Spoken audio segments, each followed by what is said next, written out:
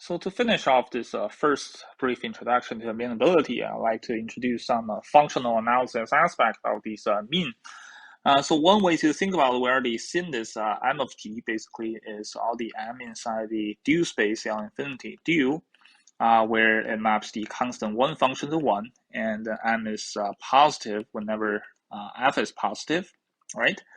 So we really think about it as a subset inside the L infinity of the G, the L infinity space, the dual space. In fact, it's inside the unit ball of the L infinity space. But the L infinity, the basic function analysis tells you that's the dual space of the L1 function. So it's really the sitting inside the double dual space of the L1 space. And what is the L1 space of G? Well, the L1 space, is because your G is discrete, so it's a little L1 space. Basically, it's all the sequence, all the absolute summable sequence. And if you think about what happened, what's the analog of the mean? Okay, if you want to have something that looks like a mean, that's really just the probability. So the probability of G, so let's say that's basically all the mu inside the L1 space of G, because everything is discrete. So your probability basically assigns each value basically a point mass, and they have to sum up to 1. Okay, so this is essentially all the mu, which is positive, so that summation of mu of G inside G, that's going to be an L1 function. So that's inside your L1 space. So you have a canonical embedding of your L1 space to the double dual space by basically doing the canonical embedding of some Banach space to its double dual. So it's sitting inside the double dual space, all right? And you can see that this probability space, that's also going to be inside the M of G, okay? So the probability under this embedding, okay? So you can really think about this as contained inside M of G, okay? So why is that? Well, if you have some measure in the L1, then you test against some L infinity function, then if you do the constant one function, that's just essentially the summation of the mu G, okay? So I should probably say that for every function, let's say f inside L infinity of G, so your mu hat, you're embedding inside the double dual of this f is essentially just the summation, kind of the integral of the f, but it's just a discrete. So let's just write it as a summation.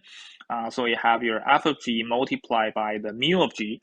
And of course, this mu hat of the constant 1 is going to be 1. And because your mu is greater than or equal to 0, so if your function is greater than or equal to 0, the mu hat of f is still greater than or equal to 0. So the probability, you can think about it as a subset of the M of G. And inside the probability, you can actually even think about the probability of a finite support. So let's say probability of the finite support of G. There are two ways of thinking that. So let's just write that's basically all the mu inside the probability of G, where the support of mu is going to be finite. Okay, so it's finite. But really, this is just equals to, well, one way is that you think about it as the span of all the Dirac point mass measure. Okay, so x inside G, that's just the finite linear span. And another way is that if you familiar with the function analysis, this is just the C00 space of G, okay, intersect with the probability of G, all right? The C00 space, basically everything with only finitely many non-zeros, okay? So that's sitting inside the L1 as well. And so I want to show that here's the main goal I want to show that's quite useful, is that both of these probability, these finite support, and of course the probability as well, they're going to be dense inside the M of G, okay, or weak star dense inside the M of G. So this is really just more like a probabilistic version of the Goldstein theorem. Okay, so if you recall, the Goldstein theorem tells you the unit ball of a Banach space, if you embed inside the double dual space, that's going to be weak star dense in the double dual unit ball of the double dual. So this is exactly the same. Okay, so you do the probability, you do the double dual, and it's weak star closure, the unit ball, but you think about all those probability, you end up with the M of G. Okay, so you think about it as some analog of the Goldstein theorem.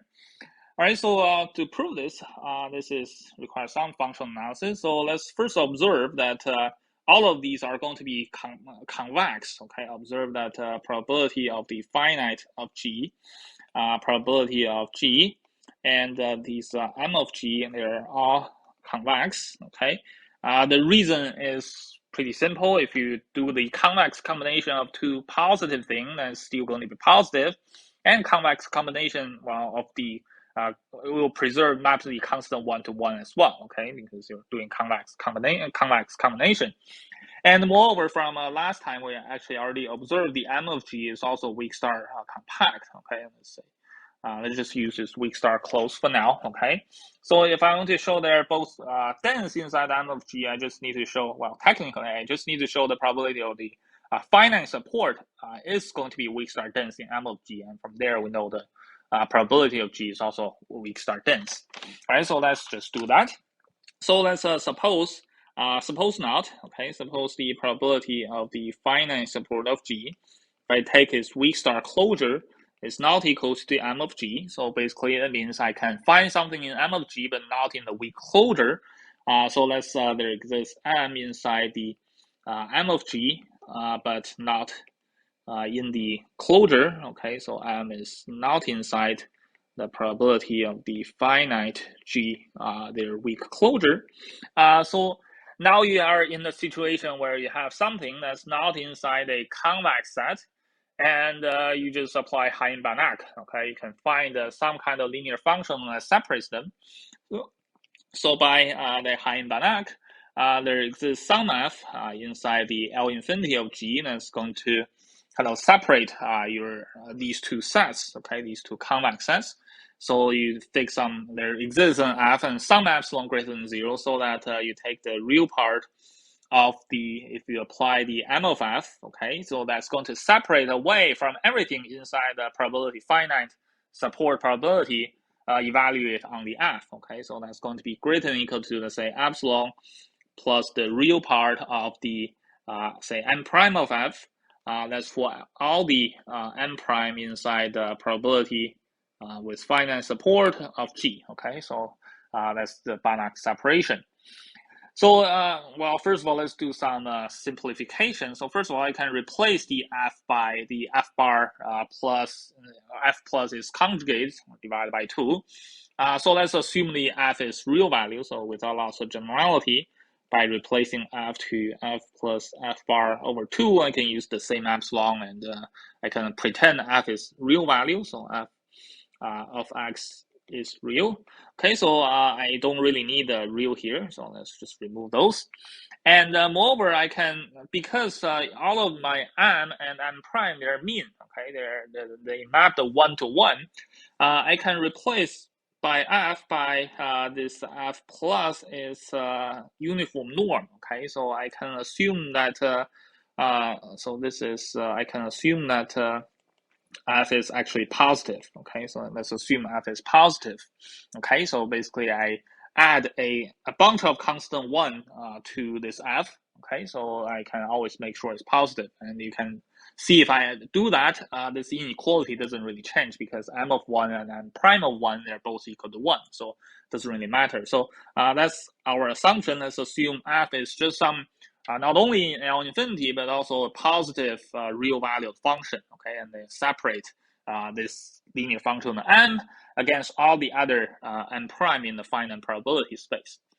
And in particular, I can do that, well, so for every the Dirac measure delta x that's inside my probability finite with finite support, that's clearly in there. So my M of f, that's going to be greater than or equal to epsilon plus the delta x evaluated at f. But delta x evaluated at f is just the f of x, okay? That just returns the value at x. So what I end up with is that my M of f is strictly greater than f of x for all the x inside G. So of course it's going to be greater than the sup norm, okay? So the M of f is greater than the sup norm or the infinity norm of f. Well, here f is positive, so I take the absolute value that's still greater than the supernormal of that. And well, that's just a contradiction because we saw that all the mean will have the infinite norm, while the supernorm, while the operator norm equals to 1. Okay, so this is a contradiction to that the norm of n is equal to 1. Okay, so that's basically finished the proof. So basically we can conclude the probability of the finite support is weak star closure.